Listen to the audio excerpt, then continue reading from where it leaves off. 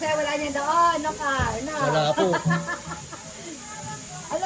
alam mo, may customer kami, nag-Saudi. Puti ng sauce, pinalagay sa ano, Yung mga diba? manong sauce. Di ba, pero ngayon napaparepack ngayon na dinadilata? Opo. Tapos, nakasealed siya. Opo. Yan o, pag ako naman noon, dala ko yung ube. Oh. Benta ko lang na, sandaan lang. Gusto, pag ngayon siguro, maganda benta mo. Yun nga ako. Lagyan ako dito, mapupuno lalagyan.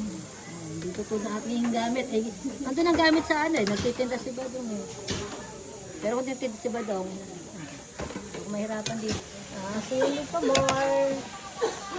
Ay, pwede na kikiam! Luto na! Fishball na kasunod!